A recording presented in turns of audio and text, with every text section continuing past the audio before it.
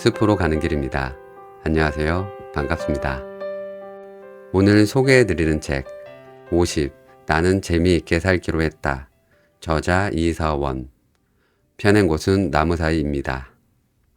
저자는 30년 넘게 교수와 상담 전문가로 활동하며 가족관계에서 발생하는 갈등의 근본 원인을 연구해 왔습니다.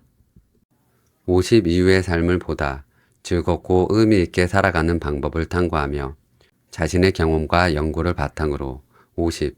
나는 재미있게 살기로 했다를 집필했습니다.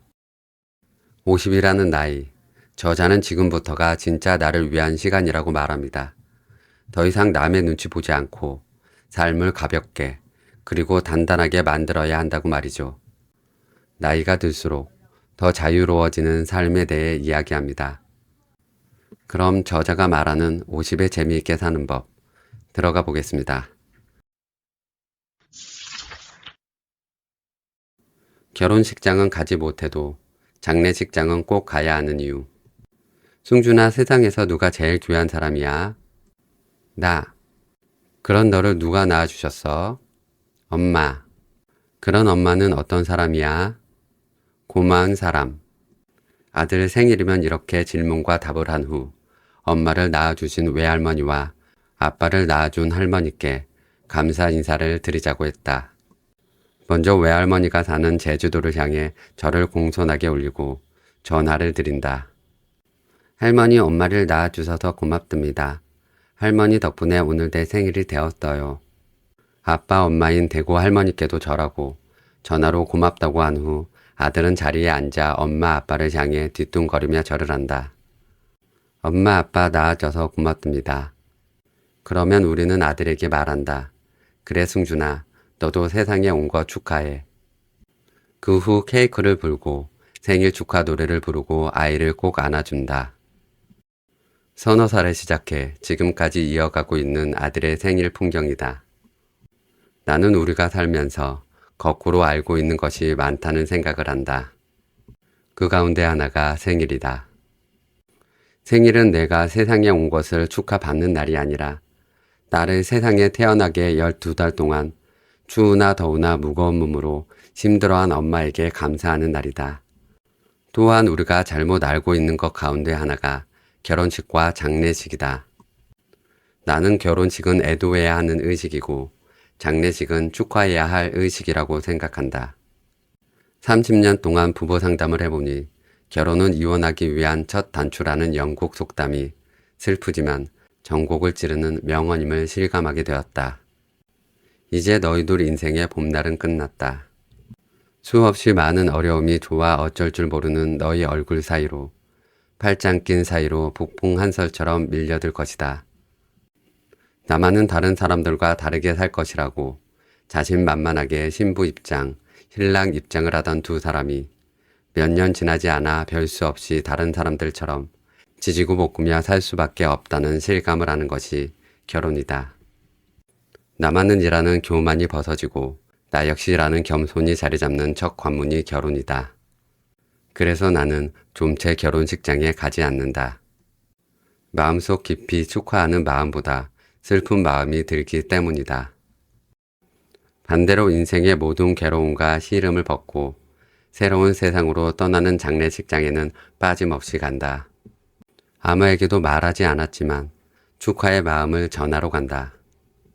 애도해야 하는 순간은 죽음의 순간이 아니라 탄생의 순간이라는 서양 속담이 있다. 태어나 온갖 고생을 할 것이니 애도해야 하고 고생을 마치고 피안의 세상으로 떠나니 축하해야 한다는 뜻이다. 천주교가 국민교인 필리핀에서는 누가 죽으면 일주일간 마을에서 축제하는 잔치를 벌이고 죽은 조상들이 땅으로 온다는 위령 성월인 11월이면 나라 전체가 축제 마당이 된다고 한다. 이 역시 죽음을 슬픔으로 보는 것이 아니라 편안한 나라로 가는 축복이라 보는 시각이 현실에 반영된 것이다. 몇 달 전 동생의 장인어른이 돌아가셨다는 보고를 듣고 지방 장례식장으로 내려갔다. 고인에게 2번 절을 드리다가 하마터면 큰 소리로 웃을 뻔했다. 영정사진 옆에 작은 사진 10장이 액자에 들어 있었는데 손은 모두 V자 표시를 하거나 활짝 웃는 장난스러운 모습이었기 때문이다. 많은 장례식장이 갔지만 이런 액자를 세워둔 장례식장은 처음이었다. 상주들은 웃으며 나를 향해 웃어도 된다며 미소를 지었다. 절을 마치고 동생 내외가 액자를 담은 이유를 설명했다. 아빠는 웃으며 세상을 떠나고 싶다고 하셨어요. 나 죽고 장례식장에서 울고불고 하지 마라. 나는 좋은 곳으로 가는 거니까. 지금까지 웃으면서 살았으니까 갈 때도 웃으면서 보내다오. 가서도 나는 웃을 거다. 평소 장난꾸러기처럼 즐겁게 살던 남편의 이야기를 농담으로 듣지 않았던 아내는 남편의 유언을 따라 돌아가셨을 때 생전에 찍었던 사진 가운데 가장 밝은 사진 10장을 고르고 이를 남편 영정사진 옆에 두었다. 영정사진도 환히 웃는 모습이었다. 나는 동생 내외의 이야기를 들으며 그분이 존경스러워졌다. 나는 동생과 우리의 장례식장도 웃음이 묻어나는 장례식장이 되도록 미리 준비를 하자고 약속했다. 한 걸음 더 나아가 우리 장례식장에는 텔레비전 화면에 우리가 살아온 환한 모습을 5분에서 10분 분량의 동영상으로 만들어 조문객들이 웃으며 보도록 하자고 의견을 모았다. 내가 무엇을 소중하게 여기며 살아왔는지, 한 생의 삶으로 남은 사람들에게 주고자 하는 메시지를 동영상에 담자고 했다. 추운 겨울날 따뜻한 나라로 떠난 동생 장인의 활짝 웃는 모습을 뒤로 하고 서울로 돌아오는 길이 유난히 따스했다.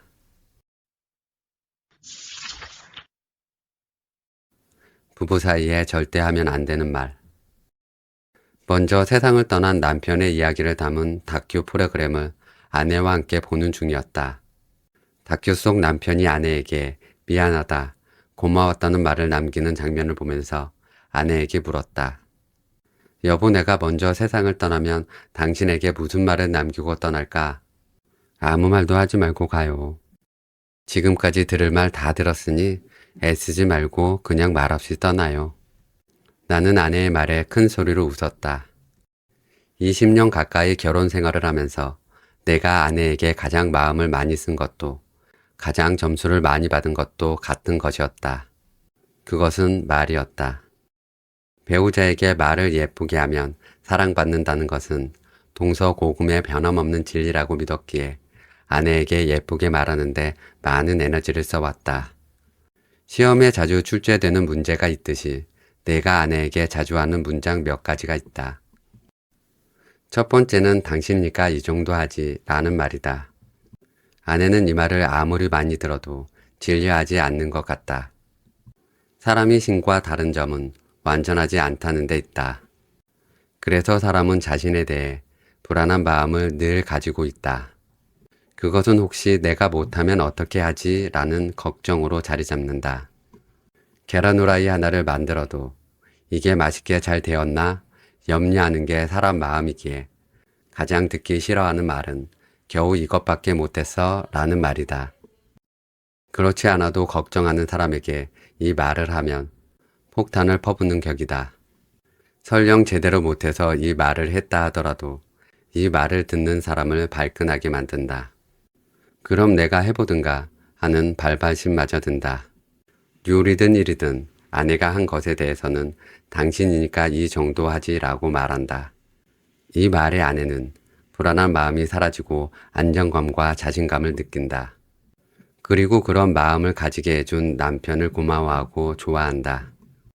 말 한마디로 아내의 사랑을 받는데 하지 않을 남편이 어디에 있을까? 두 번째는 당신이 제일 예쁘다라는 말이다. 이 말도 아내는 지겨워하지 않는다. 제주도 출장을 가서 아내에게 전화했다. 여보, 이상한데? 왜? 왜 제주도에도 당신보다 예쁜 여자가 없지? 아내는 한술 더 떠서 말했다. 거기만 없어? 아, 맞다. 서울에도 없지. 예쁘다는 말은 상대적인 미의 기준이다. 실제 예쁜가 예쁘지 않은가 보다 훨씬 더 중요한 것은 남편이 아내를 예쁘다고 생각하고 스스로도 예쁘다고 생각하는 것이다. 그러면 됐다. 같이 사는 남편이 예쁘다 예쁘다 하면 아내는 진짜 내가 예쁜가 하다.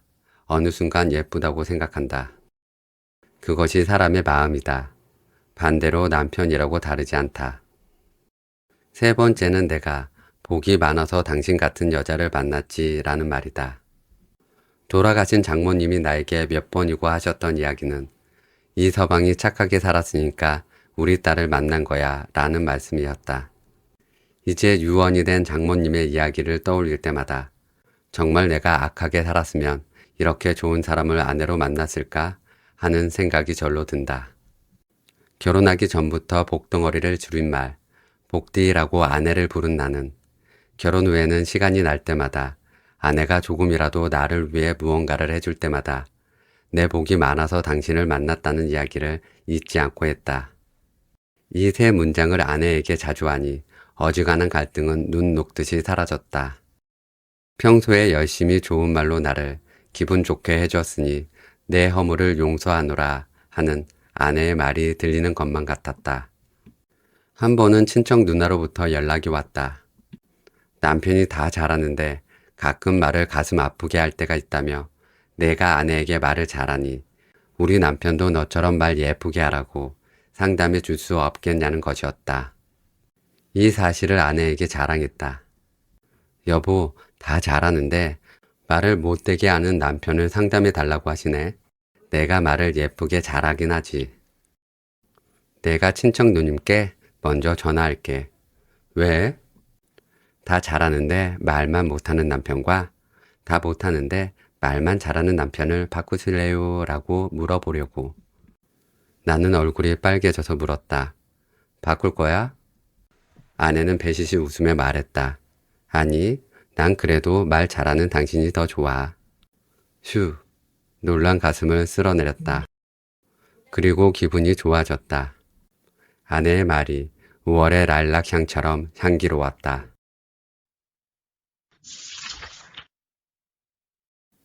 인생은 숙제처럼 살고 있는 사람들에게 언제부터인가 나이를 의식하지 않고 살기로 했다.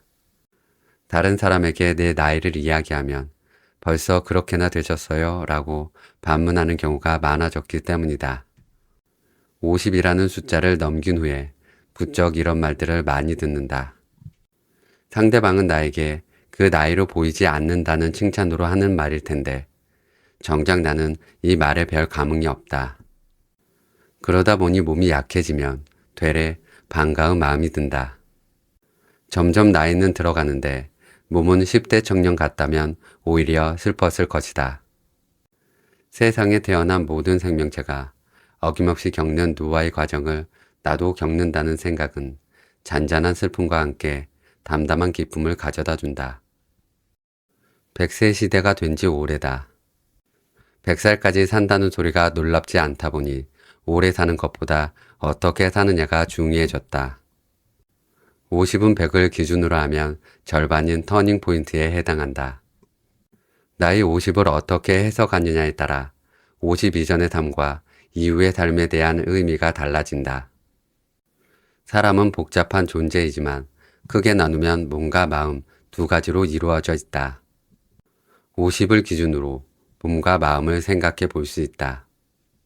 먼저 몸을 생각하면 건강이 꺾이는 시기다. 50 이전까지는 몸으로 산다. 특히 10대와 20대의 몸은 펄펄 난다. 며칠 밤을 새워도 끄떡없고 어디 뼈가 부러져도 금방 아문다. 쉽게 지치지 않아 하나를 마치면 다른 일로 달려간다. 그나마 50이 되면 확연히 달라진다. 감각이 먼저 고장난다. 누한이 오고 입맛은 둔해지며 귀에서 쇳소리도 가끔 들린다. 움직임이 느려지고 밤을 새우면 회복하는데 며칠이 걸린다. 인생은 몸과 마음이 이어 달리기를 한다고 생각한다. 50이 되면 여태껏 열심히 달려온 몸이 다음 주자인 마음에게 바통을 넘겨준다. 이제는 마음이 달라질 차례다. 이전에는 몸의 건강으로 생명을 유지했다면 지금부터는 마음의 건강으로 살아야 한다.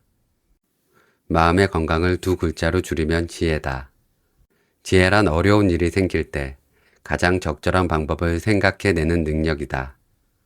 지혜가 생기면 어떤 일이 일어나도 크게 놀라지 않는다. 좋은 일에도 과하게 기뻐하지 않는다. 좋은 일이 잠시 머물다 떠날 것임을 알고 이후에 힘든 일이 올 수도 있음을 알아서다. 그래서 나쁜 일에도 지나치게 낙담하지 않는다. 시간이 지나면 어쨌든 해결될 것이고 삶에 필요한 배움 하나를 건질 것이기 때문이다. 지난 세월 몸이 주인이고 마음이 시중을 두는 시간이었다면 이제는 마음이 주인이고 몸이 시중을 두는 시간이다. 몸이 주인이 되는 시기에 중요한 감정은 즐거움이다. 맛있는 걸 먹고 멋진 것을 보고 짜릿한 연애를 하고 익스트림 스포츠에도 도전하면서 몸의 감각으로 느낄 수 있는 즐거움을 만끽하는 시기다. 마음이 주인이 되는 시기의 감정은 잔잔합니다. 특별히 즐거운 것도 괴로운 것도 없이 담담해진다. 50 이전에는 무슨 일이 생겨야만 즐겁지만 50 이후에는 무슨 일이 생기지 않아야 편안하다. 행복의 조건이 정반대가 된다. 연극에서 1막도 재미있지만 훌륭한 연극은 2막이 더 재미있다. 연극 1막에서는 내가 세상을 바꾸려 노력하지만 호락호락하지 않은 세상의 벽에 부딪혀 절망한다. 그러다 2막에서는 세상이 아니라 나를 바꾸려 노력한다. 욕심을 내려놓으려 하고 세상을 향한 저기의 시선을 따뜻한 포옹의 시선으로 바꾸려 한다. 빨리 가던 걸음을 천천히 간다. 삶이 온전해지려면 50 이전에는 즐거워야 하고 이후에는 화평해야 한다. 그러니 50이 되니 몸이 무너진다고 슬퍼할 것이 아니라 마음이 꼽히는 것을 기뻐해야 한다. 바통을 건네주고 받는데 성공했다고 축배를 들어야 한다. 몸의 시대는 가고 마음의 시대가 활짝 열린다고 생각하면 또 다른 삶의 무대가 아름답게 펼쳐지기 시작한다.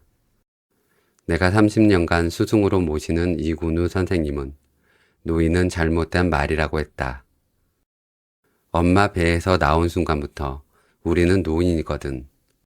뱃속 시절보다는 더 나이가 든 셈이지. 이 세상에 늙은 사람이 아닌 사람은 없어. 모든 삶의 순간은 나이가 들어가는 에이징이야. 청년, 중년, 노년은 세상이 구분해서 편의상 붙인 이름일 뿐 본질적으로 20살도 에이징, 60살도 에이징이야. 우리는 날마다 몸은 조금씩 약해지고 그만큼 마음은 성숙해져 가는 존재야. 50 이후에 생긴 좋은 습관 중 하나는 한 번씩 멈춰서서 생각하는 빈도가 늘어난 것이다. 여러 해 전 교수 생활을 하다 50대 후반에 몸이 불편해진 어른을 제자로 만났다. 그는 대기업 부사장까지 하던 어느 날 뇌경색으로 쓰러졌다. 겨우 의식을 찾았으나 몸을 마음대로 움직이지 못하는 상태가 되고 말았다. 그는 좌절했고 자살까지 생각했다. 그러나 가족을 생각하면 죽을 수 없었다. 어떻게든 살아야 했다. 회사를 그만두고 재활을 시작했다. 단신 마비에서 지팡이의 의지에 천천히 걸을 수 있게 되는 과정에서 전에는 없었던 시간이 생겼다. 한 번씩 멈추어 서서 주변을 바라보고 생각했다. 길가에 핀 들꽃이 얼마나 아름다운지, 비 온 후 땅 위로 나온 지렁이가 살기 위해 얼마나 최선을 다해 기어가는지 눈에 들어왔다. 나만 생각하고 살았던 삶에서 다른 생명과 다른 사람의 생각을 하는 삶으로 바뀐 것이 기적이었다. 그는 자신과 같은 환자에게 위로와 친절을 베푸는 자원봉사를 시작했다. 좀 더 사람들을 잘 돕고 싶다는 마음에 내가 있던 사이버대학교 사회복지학과 학생으로 지원하여 공부했다.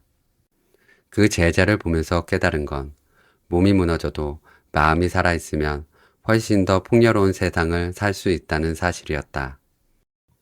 50은 숫자에 불과하지만 바통 이어받기에서 중요한 숫자이기도 하다. 몸의 기능은 떨어지지만 마음은 성숙해지고 깊어진다.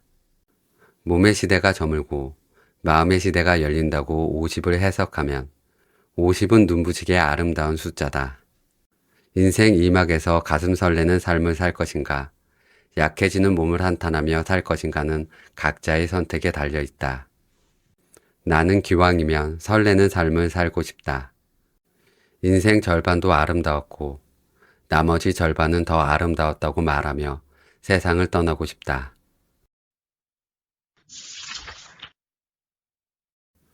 걱정과 후회 속에 오늘을 살지 못하는 이들에게 상담하면서 속으로 가장 자주 하는 말은 나도 그런 적이 있었는데 언젠가 나도 그런 마음을 가진 적이 있었지. 맞아. 그런 기분이 든 적이 있어서 이다. 30여 년 동안 매일같이 지치지 않고 상담할 수 있는 데는 그 사람을 통해 나를 만났기 때문이다. 사람들 안에 있는 것이 내 안에 다 있다. 다만 내 안에 있는 것이 밖으로 표출되지 않을 뿐이다. 한 번은 불면증으로 힘들어하는 청년이 상담실을 찾아왔다. 괭한 눈, 바싹 마른 몸, 한눈에 봐도 병원 침상에 누워있는 게 자연스러울 것 같은 모습이었다. 그의 불면증 양상은 특이했다. 자려고 눈을 감으면 그날 아침부터 자기에게 생긴 일들이 차례대로 떠올랐다. 아침에 버스를 탔어. 그런데 사람들이 많았지. 버스가 커브를 들면서 사람들이 쏠렸고 나도 모르게 어떤 아이를 밀쳤지. 그 아이는 얼마나 아팠을까? 내가 왜 그 연약한 아이를 힘들게 했을까? 나는 또 나쁜 짓을 하고 말았어. 이렇게 시작된 후회가 한참 이어진다. 그리고 곧이어 회사에 도착해 생긴 일들이 떠오른다. 하나하나 곱씹으며 내가 한 말과 행동을 후회한다. 그러다 보면 몇 시간이 지난다. 겨우 잠들어 아침에 깨면 걱정이 시작된다. 오늘 버스를 타면 또 밀릴 텐데 그 아이가 또 타면 어떻게 하지? 버스를 탈까 말까? 그럼 지각할 텐데 버스를 타야 하는데 할머니라도 타시면 어떻게 하지? 그 할머니가 다칠 수도 있는데 걱정이 이어져 자리에서 일어날 수 없다. 그런 세월이 몇 년이 지나자 살아도 산 것 같지 않았다. 몸은 점점 야위어가고 뭘 먹어도 먹은 것 같지 않았다. 이러다 큰일이 날 것 같았다. 정신병원에 가야 하나? 아니야. 난 환자가 아니야. 어디로 가야 하지? 그렇게 몇 달을 고민하다 나를 찾아왔다. 그의 이야기를 듣고 있는데 낯설지가 않았다. 나도 했던 후회와 걱정이었다. 밤마다 지난 일들을 떠올리며 이불 기거렸고 아침마다 오늘 일어날 일이 걱정돼 이불을 뒤집어 쓴 적이 여러 번 있었다. 정도의 차이가 있을 뿐 그와 나는 다르지 않았다. 그가 상담실을 찾은 건 빈도와 정도가 나보다 더 작고 심했기 때문이었다. 이렇게 축소판 나를 마주하며 공감한다. 과거에 대한 후회와 미래에 대한 불안을 내게서 빼고 나면 남는 감정이 얼마나 될까. 때때로 이런 나도 그럴 때마다 힘든데 내담자는 하루도 빠지지 않고 몇 년간 그랬으니 얼마나 힘들었을까. 나라면 견디기 어려웠을 거야. 그의 눈을 가만히 들여다본다. 슬프다 못해 절망적이다. 마음이 아프다. 이럴 때는 말보다 나 역시 당신과 별로 다르지 않습니다. 라는 눈빛이 더 큰 울림을 준다. 사람으로 산 적이 없으시네요. 과거와 미래만 있고 현재가 없어요. 유령으로 사는 거네요. 그의 눈이 빨개지더니 고개를 끄덕이며 운다. 맞아요, 그거예요. 살아있다는 생각이 들지 않아요. 자기 마음을 그대로 알아주는 사람을 만났다는 기쁨으로 그의 눈빛이 빛난다. 며칠의 상담을 받으면서 그의 수면 시간이 조금씩 늘었다. 그는 현재를 살자라는 마음 처방이 고맙게도 효과를 발휘했다며 웃었다. 사실 그 처방전은 그에게만 내린 처방이 아니었다. 그를 처음 만난 그날 밤부터 나에게도 적용한 처방전이었다.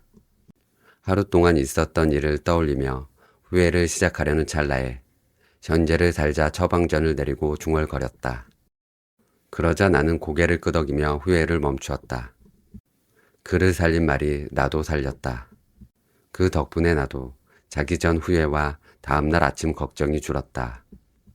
이럴 때는 상담 비용을 받는 게 아니라 내담자에게 비용을 지불해야 하는 게 아닐까 싶은 마음이 든다. 사람을 설계할 때 조물주는 다른 건 다 진리지만 자기 자신만은 진리지 않도록 설계했음이 분명하다. 그렇지 않다면 내가 나를 만나는 것이 이렇게 즐거울 리가 없다. 대학에서 MT를 갔을 때 두꺼운 안경을 쓴 선배가 연애 기술을 점잖게 귀띔했다. 마음에 드는 아이가 있으면 말이야, 이렇게 말해봐. 교수님들이 너를 어떻게 이야기하는 줄 알아? 그러면 그 아이가 바싹 다가앉는단 말이지. 사람은 다 자기가 어떻게 보이는지, 자기가 누군지 궁금해하니까. 그럴 때 교수들 하는 이야기를 흘리다가 내 속마음을 슬쩍 얹어서 이야기하란 말이야. 지금 생각해도 선배는 그 나이에 어떻게 사람 마음을 그렇게 꿰뚫고 있었는지 놀라울 따름이다. 사람은 자기에게 가장 관심이 많아서 누가 자신에 대해 뭐라고 했다고 하면 귀가 번쩍하고 눈이 동그랗게 커진다. 그리고 바싹 다가앉는다. 이런 양상이 특정 공간에서 이루어지는 게 상담이다. 상담하면서 가장 좋은 건 상담자라는 말이 있다. 처음 상담을 시작했을 때는 이 말을 이해할 수 없었다. 그런데 해를 거듭할수록 그 말이 이해된다. 상담 받으러 온 사람을 통해 그동안 외면했던 나를 만나고, 만나야만 했던 나를 만나고, 만나고 싶은 나를 만난다. 그리고 부드럽고 친절하게 더 나은 내가 되는 길로 안내한다. 내가 나를 만나기를 좋아한다면 그곳이 곧 상담실이며 내가 내담자이자 곧 상담자다. 나는 세상에서 나를 만나는 일이 제일 즐겁다. 나이가 들수록 찾는 이들이 많은 사람의 특징. 어느 고등학생 아들이 오토바이를 훔쳐서 경찰에 잡혔다. 아버지는 피해자 가족을 만나 합의금을 주고 경찰서에서 아들을 데려왔다. 근처 식당에서 마주한 아들에게 아버지가 다짜고짜 물었다. 오토바이 훔치고 싶어서 훔쳤어? 아니요. 호기심에 훔쳤지? 예. 앞으로는 훔치고 싶을 때 훔쳐, 알았어? 고개를 푹 숙인 아들은 아무 말도 하지 못했다. 국 식어, 얼른 먹어. 그 후 아들은 다시는 남의 물건에 손대지 않았다. 그리고 커서는 도둑을 잡는 경찰이 되었다. 남의 물건을 훔치는 일은 분명히 잘못된 일이다. 하지만 사춘기 아들이 지금 가진 마음을 있는 그대로 인정하고 나아가 아들을 향한 변치 않는 믿음을 표현할 수 있는 아버지가 얼마나 될까? 아버지의 말투는 직설적이고 거칠어 보이나 관대한 마음으로 아들을 대했다. 아버지가 관대할 수 있었던 것은 우리는 똑같이 부족하고 모자란 존재이며 그래서 실수할 수 있고 잘못을 저지를 수 있다고 생각했기 때문이다. 관대함은 겉으로 드러난 말이나 행동이 아니라 사람을 대하는 태도로 판단할 수 있다. 자식에게 여유로워지려면 나에게 먼저 관대해야 한다. 그러면 자식에게 가장 좋은 부모와 좋지 않은 부모는 어떤 유형일까? 최악의 부모는 똑똑하고 부지런하고 성실한 부모일 수 있다. 부모가 똑똑하면 자식 역시 나처럼 똑똑하기를 바라기 때문이다. 그런데 아이가 똑똑하면 다행이지만 그러지 못하면 부모에게 미움과 구박을 받을 가능성이 크다. 부모가 부지런하거나 성실하면 자식이 굼뜨거나 대충하는 것을 넘기지 못한다. 아이에게 잔소리와 한심하다는 소리를 할 가능성이 크다. 사람은 자신이 잘하는 것을 남에게도 요구하는 경향이 있다. 그 결과 가장 가까이 있는 사람이 피해자가 된다. 똑똑하고 부지런하고 성실한 부모가 자식에게 최고의 부모가 되려면 어떻게 해야 할까? 아이 역시 자신처럼 그러기를 바라지 않으면 된다.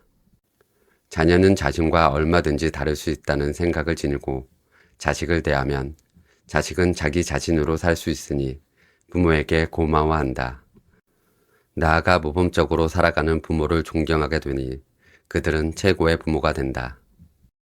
즉, 최악의 부모와 최고의 부모를 가르는 것은 똑똑하고 부지런하고 성실한 특성이 아니다. 자신의 미덕을 자식에게 요구하느냐, 요구하지 않느냐에 있다. 요구하는 부모는 통제하는 부모이며 요구하지 않는 부모는 관대한 부모다. 통제는 폭력의 주된 특징이고 관대는 비폭력의 주된 특징이다.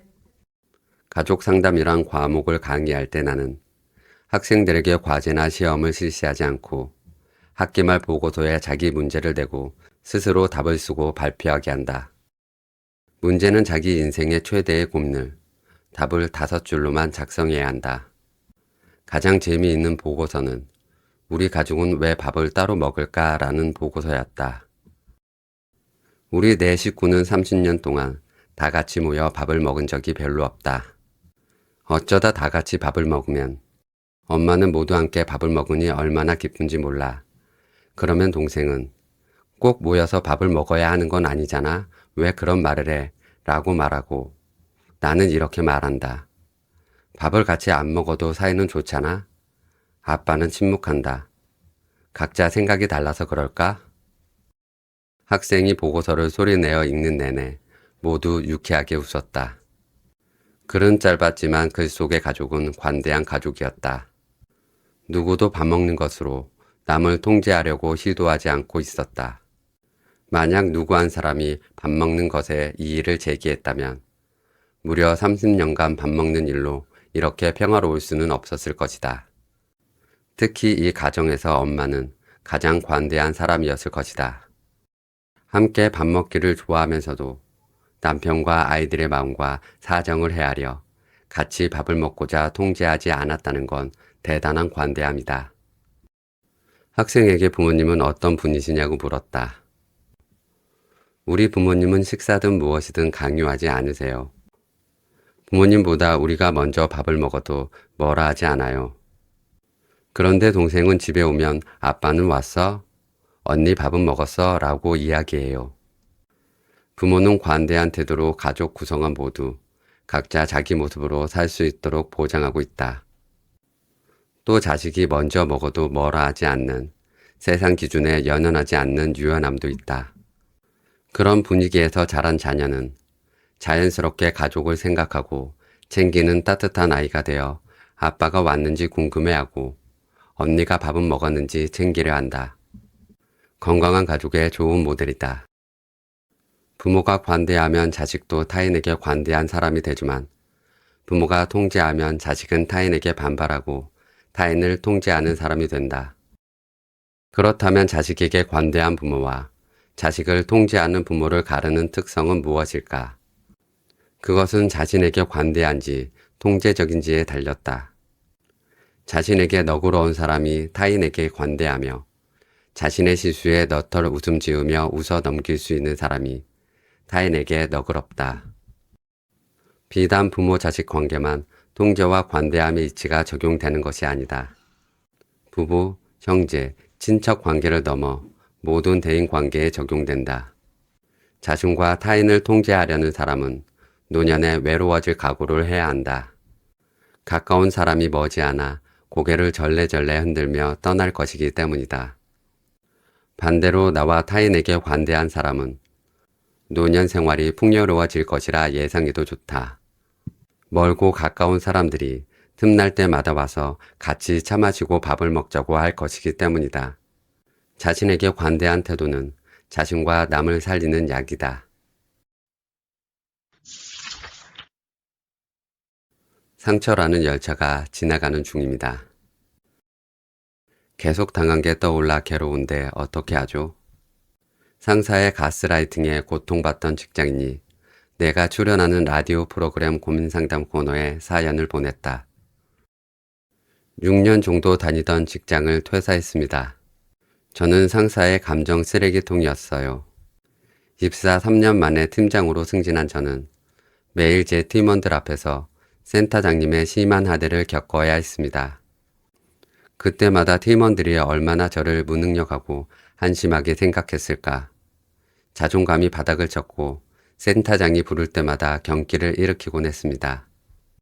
그러다 더 이상 나를 갉아먹으면 안 된다고 저를 진심으로 걱정하는 분의 한마디에 용기를 내어 퇴사했어요. 지금은 전 직장보다 조건도 대우도 훨씬 좋은 곳으로 취업했습니다. 저는 제가 좋은 회사에 오면 모든 것을 잊고 행복할 줄 알았어요. 그런데 새로운 직장에서 인정을 받고 따뜻한 마음을 느낄 때마다 예전 직장 기억이 떠오르며 내가 왜 그렇게 거기서 당하고 살았을까?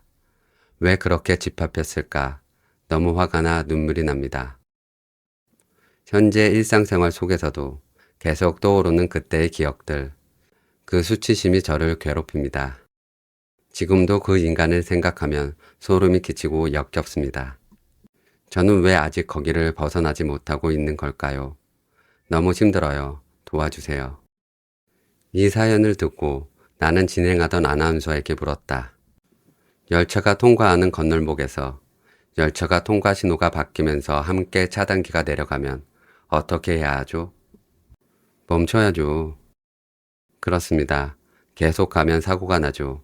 멈춰서 뭘 해야 하죠? 열차가 지나가길 기다려야죠. 맞습니다. 열차를 지켜보며 지나가길 기다려야죠.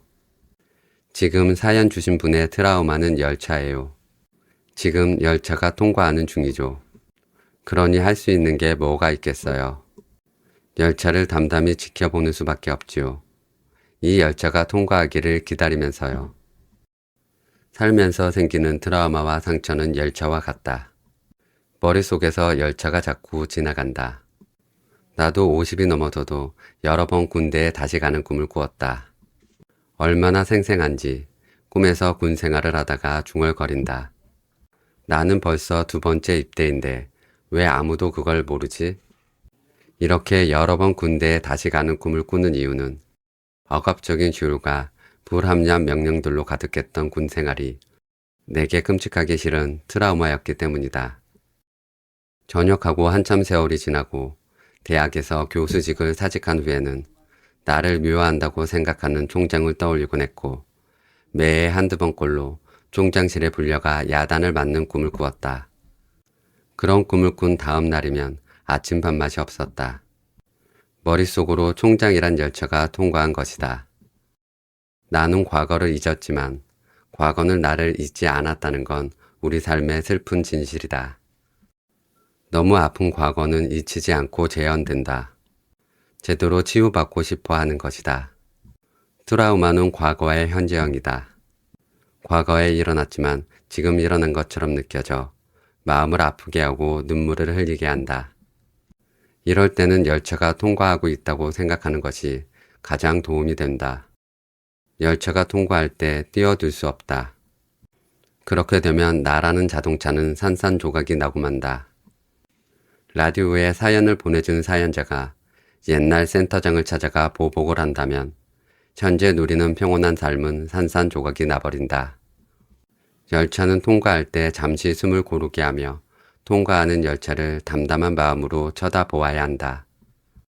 센터장이 그랬던 이유는 알 수 없지만 나는 그런 상사가 되지 말아야겠다고 다짐할 수 있고 그때 당한 모멸스러운 일이 나에게 이런 고통을 주는 건 당연한 거라고 나를 위로하고 위안할 수도 있다.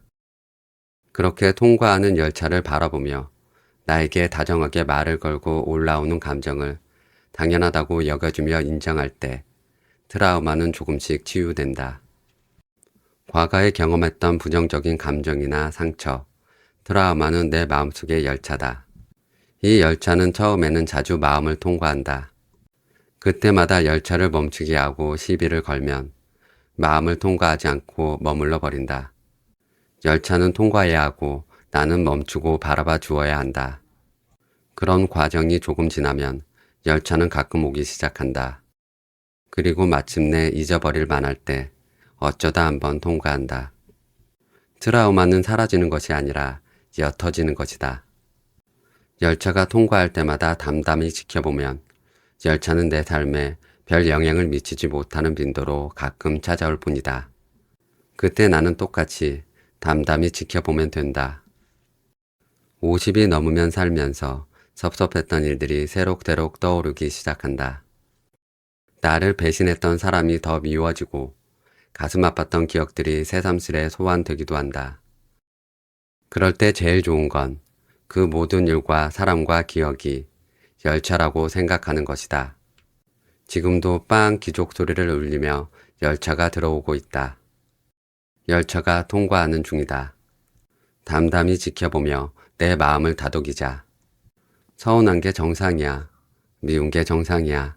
아픈 게 정상이야. 나니깐 그때 그 정도 한 거고 지금 이 정도 하는 거야. 열차가 통과하면 다시 일상이 환하게 시작된다. 그럼 된다. 네, 여기까지 읽어봤고요. 누군가는 50을 인생의 내리막이라고 말하지만 어떤 사람들은 그때부터 비로소 나답게 살기 시작합니다. 꼭 대단하지 않아도 괜찮아요. 좋아하는 거 하나씩 천천히 해 나가다 보면 그게 곧 재밌는 삶이니까요. 오늘 영상이 여러분의 하루에 작은 쉼표가 되었길 바랍니다. 감사합니다.